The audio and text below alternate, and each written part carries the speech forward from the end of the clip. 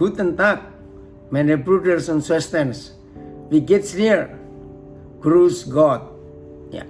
Saudara, bersyukur kepada Tuhan kalau hari ini saya boleh bertemu lagi dengan saudara walaupun dengan jarak yang jauh.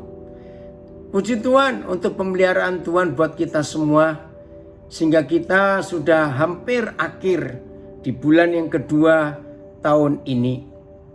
Kalau kita melihat kembali apa yang sedang terjadi hari-hari ini, saudara, kita percaya ada banyak pertanyaan yang muncul, khususnya dengan pandemik ini COVID-19.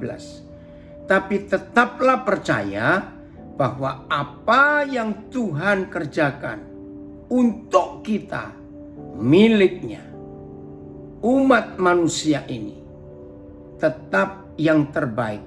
Asal kita menuruti, kita mentaati, kita mengikuti semua aturan yang dibuat, satu oleh Tuhan dan kedua oleh semua negara untuk melindungi rakyatnya masing-masing, termasuk Jerman. Pasti juga pemerintah Jerman khususnya lewat Kementerian Kesehatan membuat banyak peraturan untuk warga Jerman, ya, supaya tetap hidup sehat, bagaimana terhindar dan tetap sehat dari COVID-19 ini, termasuk kami di Indonesia. Begitu banyak peraturan yang pemerintah buat, khususnya sejak tanggal 9 Februari sampai 22 Februari lebih ketat lagi. Ya, ibadah-ibadah kebaktian kumpul-kumpul nggak boleh lagi. Bahkan sampai tingkat RT, tingkat RW diperketat peraturannya itu. Nah, itu aturan yang ada. Nah, begitu pula kita dengan Bapa di surga. Dia memberikan kita peraturan-peraturan yang kita harus ikuti, yang kita harus taati dalam hidup ini. Seperti saya baca dulu satu ayat dalam Keluaran 15 ayat 26. Ya. Jadi ketika dunia ini penuh dengan penyakit, maka Papa minta supaya kita hidup taat kepada Dia. Keluaran 15 ayat yang ke-26. Biarlah ini jadi pegangan kita. Ada 4 hal yang Papa minta kepada kita, ya, supaya tetap sehat hidup ini. Keluaran 25 ayat 16. Maaf, Keluaran 15 ayat 26. Firman-Nya. 1. Jika kamu sungguh-sungguh mendengarkan suara Yahweh Tuhanmu. Nomor 2. Dan melakukan apa yang benar di matanya. Ketiga, dan memasang telingamu kepada perintah-perintahnya. Yang keempat, dan tetap mengikuti segala ketetapannya. Maka aku tidak akan menimpakan kepadamu. Maka aku melindungi kamu. Ya, menjagai kamu terhadap, ya, penyakit manapun yang kutimpakan kepada orang Mesir. Nah, ini salah satu nama Tuhan kita. Sebab aku Yahweh lah yang menyembuhkan engkau. Dalam bahasa Ibrani disebut Jehovah Rafa atau Yahweh Rafa yang menyembuhkan. Nah, saudara, ini peraturan. 4 hal ikuti, maka hidup kita akan aman. Nah, tema dari Gereja Indonesia di Munchen untuk bulan ini tentang hubungan Papa dengan Tuhan Yesus. Saudara, jangan bingung. Ya, jangan pikiran kita macam-macam. Masa beda? Masa enggak? Saya mau baca dulu ayat ini, ya, supaya saudara yakin bagaimana hubungan Papa dengan Tuhan Yesus. Yohanes pasal 17, ya. Yohanes pasal 17 ayat yang ke-22. Yohanes 17 ayat 22. Dan aku telah memberikan kepada mereka kemuliaan yang engkau berikan kepadaku, supaya gereja, supaya kita murid-murid Tuhan Yesus, supaya kita anak-anak Bapa di surga menjadi satu. Nah, kalimat terakhir ayat 22 ini diulang beberapa kali dalam Injil Yohanes 17 ya, kalimat terakhir ayat 22. Supaya mereka menjadi satu sama seperti kita, yaitu Bapa dan Tuhan Yesus adalah satu. Ayat 23. Aku di dalam mereka. Ya. Tuhan Yesus di dalam kita, gerejanya. Ini luar biasa. Terus, dan engkau apa di surga di dalam Yesus. Coba perhatikan. Kalau saudara dan saya hidup di dalam Tuhan Yesus, lalu Bapa di surga ada di dalam Yesus. Kita di dalam Tuhan Yesus, Bapa di surga ada di dalam Tuhan Yesus. Berarti kita ada di mana? Di dalam Bapa dan di dalam Yesus, yang adalah satu tadi ya. Supaya mereka sempurna menjadi satu, agar dunia tahu bahwa engkau yang telah mengutus aku dan bahwa engkau mengasihi mereka sama seperti engkau mengasihi aku. Jadi nggak usah bingung, nggak usah banyak pertanyaan. Ya, jadi Bapa itu siapa? Yesus itu siapa? Satu. Bapa dan Yesus adalah satu. Lalu kenapa bisa begitu? Nah, tema kita minggu ini, lalu hubungan mereka bagaimana? Dan aplikasinya dalam hidup kita bagaimana? Saya baca lagi. Saya baca dulu. Yohanes 17 ayat 1 mulai. Ya. Demikianlah kata Yesus. Yohanes 17 ayat 1. Lalu ia menengadah ke langit dan berkata, Bapa, telah tiba saatnya, permuliakanlah anakmu, supaya anakmu mempermuliakan engkau. Jadi Bapa di surga memberikan contoh kepada kita yang ada di dunia. Saya ulangi, Bapa memberikan contoh kepada kita anak-anaknya, kepada kita gerejanya. Contoh apa? Begini logika ayat 1.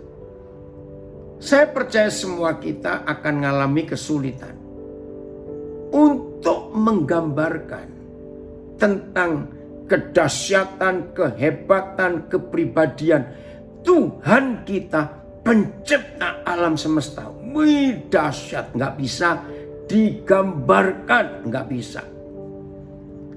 Tapi kan kita harus tahu bagaimana ya, baik wujudnya, kenyataannya, Bapa itu bagaimana. Nah, maka dia menjadi manusia. Dan manusia yang adalah Tuhan itu namanya Tuhan Yesus Kristus. Nah, menjelang akhir dari perjalanan pelayanan Tuhan Yesus, sebelum Tuhan kita masuk Getsemani berdoa lalu ditangkap, dia ngomong begini kepada Bapa. Ya, saya ulangi lagi. Bapa, telah tiba saatnya. Saat apa? Telah tiba saatnya, akhir tugasku, akhir pelayananku untuk mewakili dirimu di dunia, supaya anak-anakmu tidak mengalami kesulitan untuk menggambarkan, untuk membayangkan siapa dirimu. Nah, Tuhan Yesus sudah hampir selesai dalam tugasnya. Maka itu dia minta, permuliakanlah anakmu, supaya anakmu mempermuliakan engkau. Jadi dengan Bapa di surga menjadi manusia yang dipanggil Tuhan Yesus Kristus, maka saudara dan saya, manusia berdosa ini gak terlalu sulit melihat ke Bapa, tapi dengan mudah melihat kepada Tuhan Yesus yang adalah Tuhan sendiri, tapi jadi manusia seperti kita. Nah, ketika tugasnya mau selesai, Tuhan Yesus bilang, permuliakan aku kembali, supaya engkau juga dipermuliakan di dalam aku. Artinya, setelah Tuhan Yesus naik ke surga, maka tugas gereja, yaitu saudara dan saya, harus melanjutkan apa yang Tuhan Yesus sudah kerjakan dan memberi contoh buat kita. Supaya tidak ada seorang pun di antara kita yang berkata, sulit, mana bisa menjadi seperti Tuhan. Coba saya tunjukkan ayat ini. Buat saya, inilah satu-satunya ayat atau perintah yang paling sulit untuk saya lakukan. Saya nggak tahu saudara. Matius 5 ayat 48. Saya bacakan ya, Matius 5:48. Ini ayat sulit sekali. Karena itu haruslah kamu, yaitu saudara dan saya, sempurna, perfect, sama seperti Bapamu yang di surga adalah sempurna. Saudara, salah satu pergumulan terberat saya dalam hidup adalah menggenapi Matius 5:48. Mana mungkin? Nah, dalam kesulitan kita sebagai manusia untuk bisa sempurna seperti Bapa, itu kan gak mungkin. Tapi Bapa telah menjadi manusia. Namanya Tuhan Yesus Kristus. Berarti kita nggak perlu langsung ngelihat ke Bapa di surga terlalu jauh. Ayo lihat kepada Tuhan Yesus. Yang mana Bapa dan Yesus itu adalah satu. Berarti kalau saudara dan saya bisa mengikuti yang Tuhan Yesus lakukan, dengan sendirinya saudara dan saya pasti jadi sama seperti Bapa. Nah, ini hubungannya, ini relasinya antara Bapa dengan Tuhan Yesus. Satu. Cuma supaya kita tidak ada alasan untuk sulit seperti Bapa di surga, dia menjadi manusia. Jadi gak ada alasan, bukan? 1 Petrus 2 ayat 21. Mari kita lihat. 1 Petrus 2 ayat 21. Begini permintaan Tuhan Yesus kepada kita. Jadi ini hubungannya, ini relasinya. Ini cara kita mengimplementasikan supaya saudara dan saya tidak ada alasan untuk tidak bisa menjadi seperti Bapa di surga. Karena Bapa sudah menjadi manusia seperti kita. Yaitu dalam hidup Tuhan Yesus Kristus. 1 Petrus 2, 21. Begini kata Tuhan. 1 Petrus 2, 21.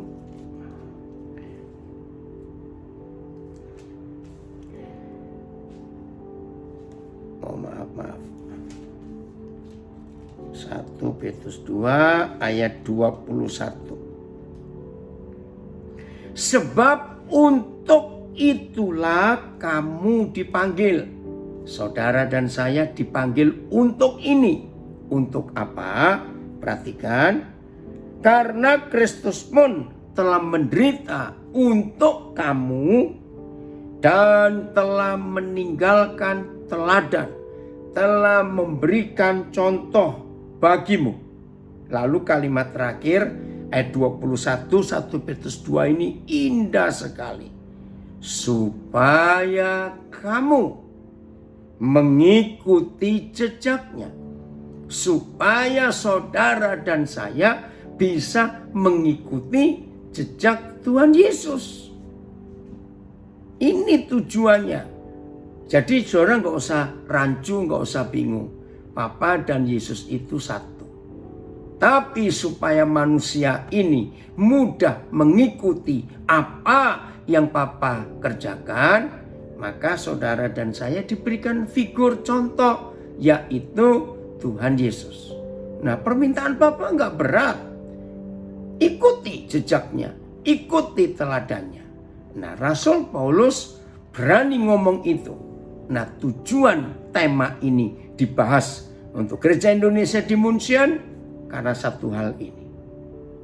Untuk ada murid-murid Tuhan Yesus, anak-anak Bapa di surga, yang hari demi hari hidupnya, cara hidupnya, pola pikirnya, dan semuanya makin dekat, makin dekat, makin dekat kepada kehidupan Tuhan Yesus.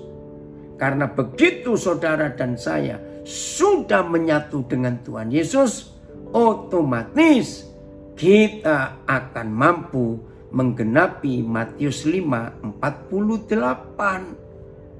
Jadi sebelum kita sampai sempurna seperti Bapa di surga, maka kita harus mengikuti pola hidup Tuhan Yesus. Nah, pasti saudara tanya, gimana dong caranya bisa menyontoh ikut hidup Tuhan Yesus? Jawabannya, baca Perjanjian Baru. Karena dari Matius sampai kitab Wahyu dan khususnya 4 Injil itu, itulah hidup Tuhan Yesus. Nah, kalau saudara pemula, ya, saya selalu mengajarkan ini. Karena saya pernah baca biografinya Mahatma Gandhi. Dan saya kaget. Mahatma Gandhi menulis, aku percaya Yesusmu, tapi aku gak percaya orang Kristen. Loh, kenapa? Begini kata Mahatma Gandhi. Seandainya kalian bisa melakukan 3 pasal saja. Wih, saya kaget saudara. Dan itu betul. Seandainya kamu bisa melakukan 3 pasal saja. Dari Matius pasal 5, Matius pasal 6, Matius pasal 7. Maka hidupmu dengan sendirinya akan jadi sama seperti Yesus. Dan itu betul. Maka itu saya selalu mengajarkan kepada banyak orang. Sebelum saudara tahu firman yang lain, ya tentang kitab Keluaran, kitab Tawari, kitab Yeremia sudah kejauhan. Kitab Wahyu, kitab Ibrani sulit. Renungkan Matius 5, 6, dan 7. 3 pasal itu. Disitulah hidup Yesus ada. Dengan mudah kita ikuti. Nah, kalau saudara bisa mengikuti dan 3 pasal itu menguasai hidup kita, saya ulangi Matius 5, Matius 6, Matius 7, itu kalau bisa menguasai hidup kita, saudara, sudahlah. Hidup Yesus nyata di hidup kita. Nggak banyak toh. Cuma 3 pasal saja. Nah, setelah berjalan sekian waktu, Paulus hidup mentaati pimpinan Roh Kudus, maka kepada gereja di Korintus dia ngomong hal yang luar biasa. Nah, apa yang dia katakan di surat Korintus itu, yang saudara dan saya harus bisa katakan juga. Setelah hidup Tuhan Yesus yang adalah manusia itu, adalah Tuhan jadi manusia itu, betul-betul kita aplikasikan dalam hidup ini, otomatis saudara dan saya pasti bisa berkata seperti itu. Nah, saya harap saudara di Jemaat Indonesia di München jangan berkata, aku masih terlalu jauh. Jangan ngomong begitu. Aman ayatnya. 1 Korintus 11 ayat 1. Ya. 1 Korintus 11 ayat yang pertama. Kita lihat ayat ini. Jadilah pengikutku. Wih, luar biasa. Paulus berkata begitu. Jadilah pengikutku. Sama seperti aku juga menjadi pengikut Kristus. Maka begini maksud Tuhan lewat Paulus. Kalau ada orang tanya kepada saudara, misalnya ya, hei, aku ingin tahu Tuhan Yesus yang kamu percayai itu seperti apa sebetulnya hidupnya? Kalau ada orang tanya begitu ya kepada saudara, kepada saya. Menurut firman ini, maka kita harus berani berkata kepada orang itu, oh, kamu ingin mengetahui, melihat, mengenal Tuhan Yesus. Maka begini jawaban kita. Lihat hidupku, maka otomatis kamu akan melihat siapa Yesus. Jangan tak kaget ya. Bilang, kapan kira-kira aku bisa seperti itu? Enggak sulit. Hanya nyontoh. Lihat, semua anak remaja, semua anak muda. Nah, semua kita kan pernah muda bukan? Pernah remaja bukan? Perhatikan. Pasti kita punya idola. Ya, apa saja. Kalau saudara hobi sepak bola, pasti punya idola, pingin kayak siapa, Neymar misalnya, ya, atau siapa yang dari Bayern Munchen, saya nggak tahu. Kalau saudara seorang pemusik, maka saudara pasti punya idola. Siapa tokoh idola saudara di dunia musik, mode, dan semuanya. Kalau saudara jenius, belajar ini, pasti engkau punya idola. Siapa profesormu, siapa dosenmu yang hebat. Nah, kalau saudara dan saya mengidolakan Tuhan Yesus, sama seperti semua anak remaja, seperti semua orang muda, kalau punya idola, luar biasa. Berusaha semua model gaya hidup idola itu akan ditiru. Ya, kalau hari-hari terakhir ini, maaf ya, bagi saudara yang gak suka gak apa-apa, saya cuma cerita. Ya, lihat K-pop, bagaimana boy bands Korea, itu hebat loh saudara. Sampai Amerika, Eropa, saya gak tahu berapa negara, ya berapa, apalagi Asia, sudah gak usah ngomong, bisa mengidolakan K-popnya Korea. Maka itu sampai semua bajunya, model rambutnya, semua kayak diikuti. Nah, itu mengidolakan. Jadi tidak ada kesulitan kalau saudara dan saya betul-betul mengidolakan Tuhan Yesus dalam hidup. Lewat Matius 5, Matius 6, Matius 7. Hidupi 3 pasal itu. Maka seluruh kehidupan kita akan ditarik, akan disedot ke 3 pasal itu. Karena itu hidup Tuhan Yesus. Nah, hidup Tuhan Yesus itu hidup apa? Di sorga. Mudah bukan? Nah, kalau saya kembali ke 1 Korintus 11 ayat 1. Paulus berkata, ikutilah, jadilah pengikutku, sama seperti aku juga menjadi pengikut Kristus. Ini saya cuma tanya saja. Kira-kira kapan saudara-saudara berani bicara ini di hadapan berapa teman, ya, berapa kenalan, berapa saudaramu? Jangan bilang tunggu tahun 2050, kelamaan. Maaf. Saudara harus bisa mempunyai target secepatnya. Aku harus berani berkata seperti Paulus berkata. Kalau ada teman-temanku, saudaraku tanya, Yesus itu siapa? Ingat ya jawabannya, oh kamu ingin tahu, mengenal siapa Yesus? Lihat aku. Begitu orang-orang itu melihat gaya hidup kita. Cara berpikir, cara melihat sesuatu, cara mendengar sesuatu, cara berkata, cara merasa sesuatu, cara membuat keputusan. Matius 5, 6, dan 7 menguasai kita. Di situ Yohanes 17 ayat 1 akan terjadi. Saya ulangi, Yohanes 17 ayat 1, saya ganti kalimat ini ya untuk mempermudahkan saudara mengerti. Demikianlah kata Yesus. Lalu ia menengadah ke langit kepada papanya, berkata, "Papa, telah tiba saatnya, permuliakanlah anakmu supaya anakmu mempermuliakan engkau." Kalau saudara dan saya sudah yakin betul-betul dikuasai oleh Matius 5, Matius 6, Matius 7, maka begini kata kita kepada Tuhan Yesus. Tuhan Yesus, permuliakan namamu lewat aku. Dan permuliakanlah aku juga di hadapan Bapa di surga. Bisa ngerti enggak? Jadi hubungan Bapa dan Yesus itu satu. Hanya saja kalau kita langsung melihat Bapa, melihat Tuhan, terlalu jauh. Tuhan menjadi manusia.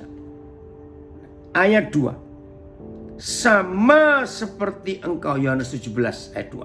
Sama seperti engkau telah memberikan kepadanya kuasa atas segala yang hidup, demikian pula Yesus akan memberikan hidup yang kekal kepada semua yang telah engkau berikan kepadanya. Lihat saudara implementasinya. Lihat bagaimana hubungan ini. Luar biasa. Jadi gak ada kesulitan untuk saudara dan saya bisa menjadi seperti Bapa di surga. Karena ada Tuhan Yesus. Ada kehidupan yang Tuhan beri. Jadi Tuhan Yesus mendapat kehidupan dari Bapa, sama seperti engkau telah memberikan kepada Yesus kuasa atas segala yang hidup, demikian pula Yesus akan memberikan hidup yang kekal kepada semua yang kau berikan. Nah, siapa yang diberikan Bapa kepada Yesus? Kita. Berarti kita pun bisa menikmati, memiliki hidup yang kekal itu. Ya. Ayat 4, saya lompat. Aku, Tuhan Yesus, telah mempermuliakan engkau di bumi dengan cara menyelesaikan pekerjaan yang kau berikan kepadaku untuk melakukannya. Sama, waktu Tuhan Yesus naik ke surga, dia akan meninggalkan tugas pekerjaan untuk gereja lakukan. Saudara tahu enggak hubungan ini? Ini yang luar biasa. Papa sudah memberikan, Papa sudah menugaskan kepada Tuhan Yesus untuk menyelesaikan pekerjaannya di bumi. Maka itu istilahnya dia bilang, Papa, kerjaanmu yang kau berikan kepadaku sudah ku selesaikan. Aku sekarang mau balik ke surga. Terus, nah, Yohanes 17 ini menunjukkan, maka sekarang Papa, untuk pekerjaan yang belum selesai, aku serahkan kepada murid-muridku, yaitu saudara dan saya, untuk menyelesaikan selanjutnya. Maka itu Tuhan Yesus berkata di Yohanes 4 ayat 34, makananku ialah melakukan kehendak Dia dan menyelesaikan pekerjaannya. Seperti itu tugas kita, supaya lengkaplah, sempurna apa yang Tuhan perintahkan kepada gereja yang ditinggalkan di dunia ini. Maka itu Yohanes 17 ini luar biasa tugas gereja. Oke, saya baca lanjut ayat yang ke 13 ya. Yohanes 17. Tetapi sekarang aku datang kepadamu dan aku mengatakan semuanya ini sementara aku masih ada di dalam dunia. Sementara. Berarti gak lama lagi Tuhan Yesus balik ke surga. Nah, setelah dia balik ke surga, itulah tugas kita untuk menyelesaikan pekerjaan Bapa yang belum selesai. Hebat bukan? Saya lanjutkan ayat 13. Tetapi sekarang aku datang kepadamu dan mengatakan semuanya ini sementara aku masih ada di dalam dunia, supaya penuhlah sukacitaku di dalam diri mereka, yaitu di dalam diri gereja, saudara dan saya. Ngerti nggak maksud permintaan ini? Supaya penuhlah sukacitaku.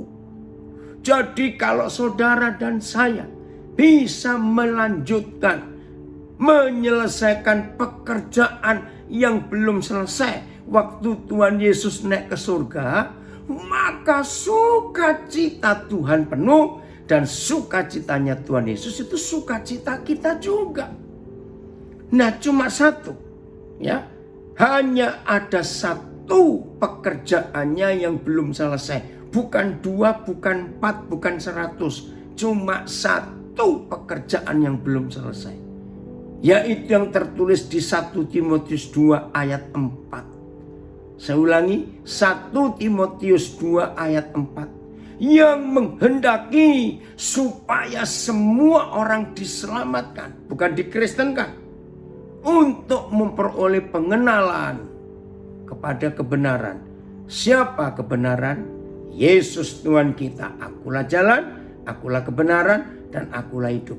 Jadi tugasnya cuma satu yang belum selesai. Menyelamatkan semua orang di dunia. Ini tugas kita. Maka itu sebelum dia naik ke surga, dia memberikan perintah. Pergilah kamu ke seluruh dunia. Beritakan Injil itu. Itu pekerjaan yang belum selesai. Jadi kalau tema saudara bulan ini tentang hubungan Bapa dengan Tuhan Yesus, lalu aplikasinya dengan kita bagaimana? Ini jawabannya.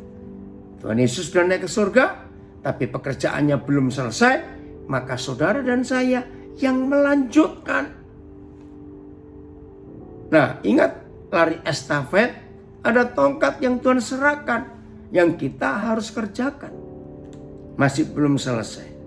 Ya, ayat yang ke-15.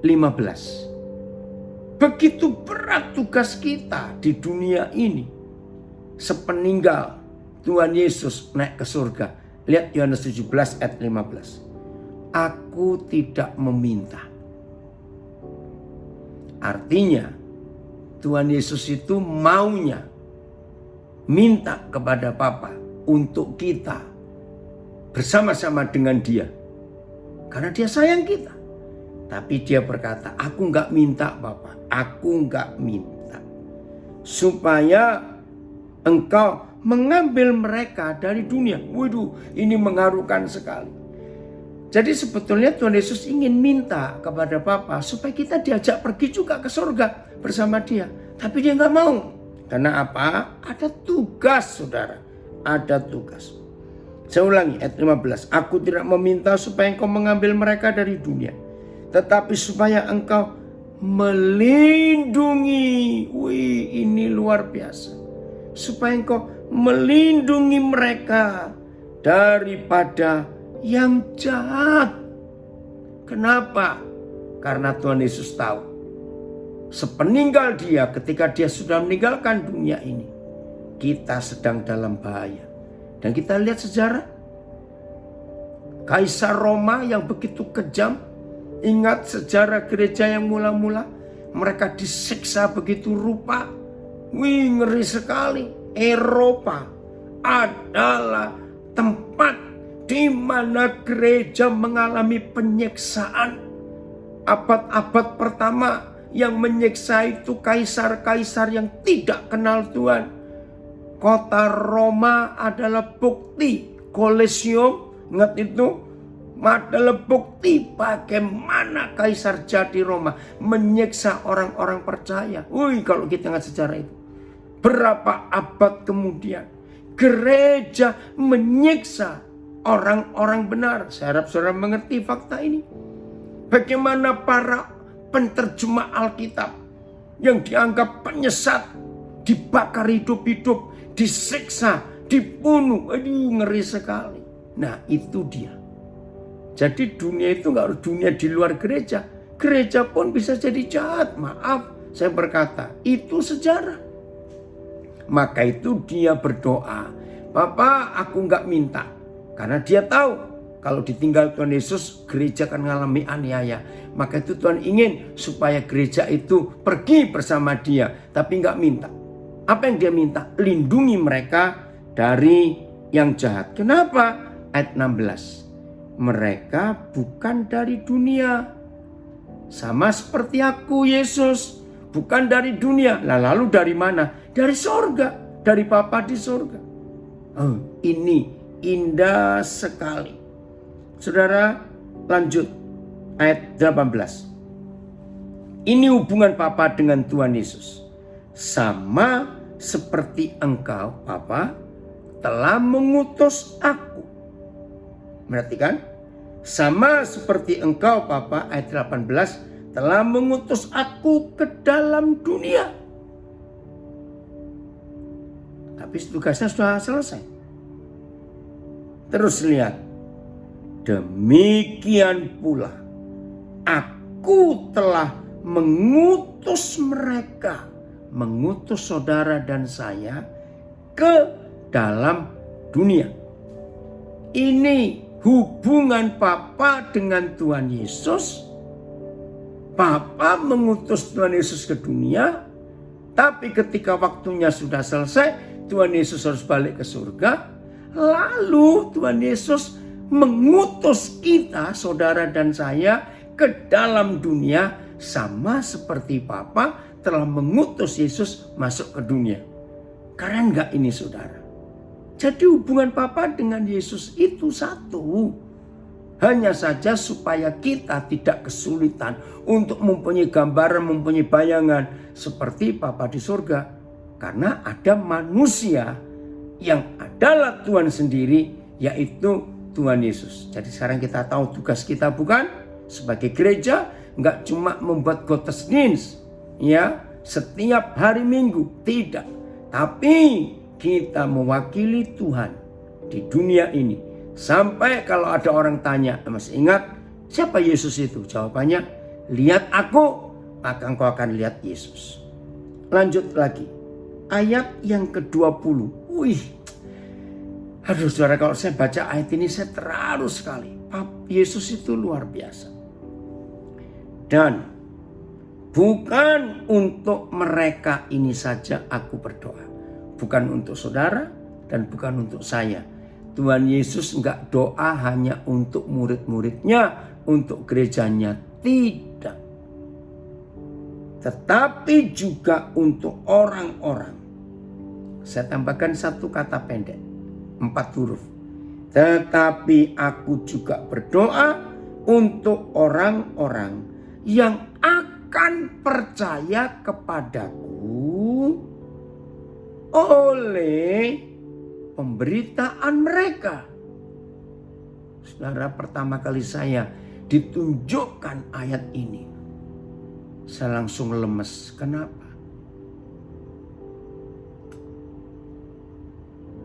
Inilah satu-satunya catatan bahwa Tuhan Yesus berdoa kepada Bapa dan belum amin sampai hari ini. Kenapa belum amin? Ya doa ini belum selesai. Lalu kapan doa ini bisa diaminkan oleh Tuhan Yesus? Wih, Tuhan ampuni kami.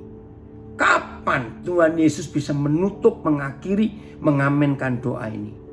Jawabannya, kalau di dunia ini sudah tidak ada lagi orang yang tidak pernah dengar tentang Tuhan Yesus.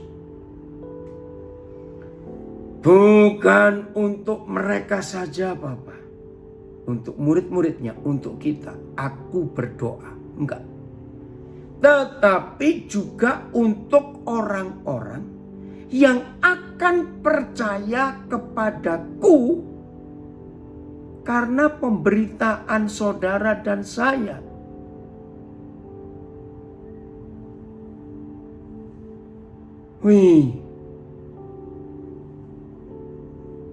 Sabtu yang lalu saya memberkati pernikahan salah seorang anak kami di Ciawi, Bogor. Nah, karena saya harus mengajar lagi setelah pemberkatan nikah, maaf, jadi saya nggak ikut makan siang. Karena ditunggu, saya ngajar 2 sesi lagi. Pemberkatan jam 11, lalu selesai jam setengah 1 saya mengajar. Nah, akhirnya sampai setengah 4 saya baru selesai. Nah, saya lapar. Nah, saya diantar oleh sopir karena saya sewa mobil. Nah, terus saya tanya kepada petugas hotel, di mana ada rumah makan dekat sini yang enak. Dia tunjukkan rumah makan ini, nggak jauh kok dari situ. Ya udah kami ke sana.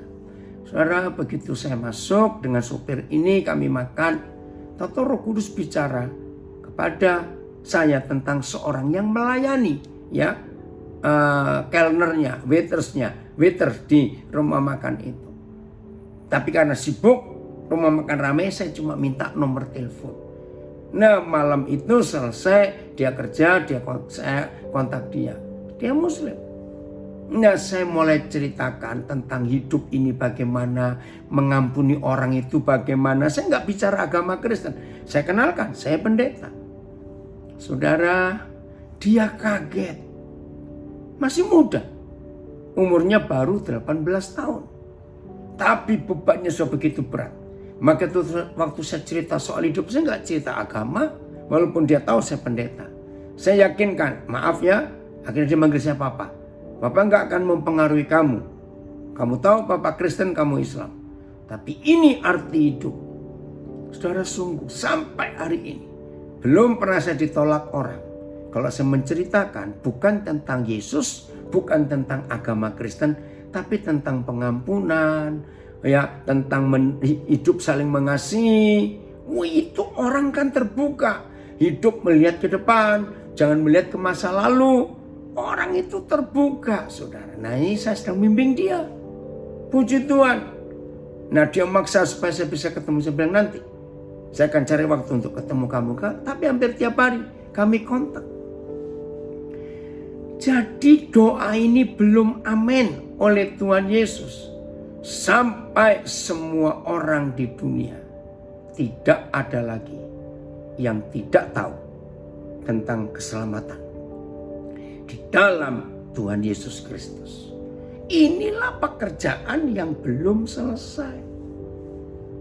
Nah, sekarang masa sih kalau Tuhan Yesus yang berdoa kepada Bapa di surga, doanya nggak dijawab? Nggak mungkin. Doanya kan cuma satu, supaya ada banyak orang atau semua orang percaya kepada Yesus karena pemberitaan saudara dan saya kepada orang-orang itu. Ini yang Tuhan cari di antara kita, kan gak sulit. Oh, terima kasih untuk kepercayaan ini Papa. Terima kasih. Ini luar biasa. Lalu lihat kembali kesatuan Bapa dengan Yesus, ayat 21 Yohanes 17. Supaya mereka semua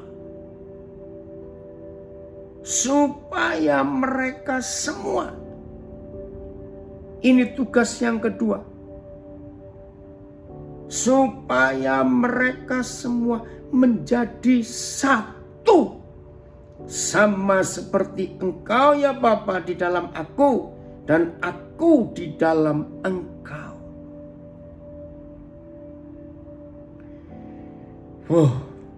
Kenapa saya tarik nafas panjang? Karena kalau membaca doa Tuhan Yesus ini, dia nggak minta macam-macam. Dia mintanya cuma satu. Supaya gereja Katolik, Baptis, Protestan, Karismatik, Advent, apalagi lah, Lutheran, ya, atau apa saja, nggak ada lagi nama-nama itu, menjadi satu, sama seperti Bapa di surga dengan Yesus adalah satu. Kalimat terakhir ayat 21, supaya, oh terima kasih Tuhan. Ya, supaya dunia percaya bahwa Engkaulah yang telah mengutus aku. Jadi menurut satu-satunya ayat di seluruh Alkitab ini, kapan dunia bisa percaya satu-satunya Tuhan yang diutus oleh pencipta alam semesta? Dunia bisa percaya kepada satu-satunya Tuhan itu, yaitu kalau saudara dan saya, gereja ini menjadi satu, sama seperti Bapa dan Yesus adalah satu. Jadi tema yang saudara pilih untuk bulan ini, relasinya, implementasinya Bapa dengan Yesus itu bagaimana? Kiranya Roh Kudus menolong kita untuk mengerti dan menjadi pelaku. Wah, betapa indahnya dunia, betapa senangnya hati Bapa ketika saudara dan saya menjawab doanya. Kalau kita berdoa, Tuhan yang menjawab. Kalau Tuhan Yesus berdoa, yang jawab siapa? Jawabannya kita, murid-muridnya ini yang menjawab doanya. Tuhan Yesus memberkati saudara di Jim, ya, Gereja Indonesia di München. Senang sekali. Sampai ketemu lagi. Auf Wiedersehen. Gottes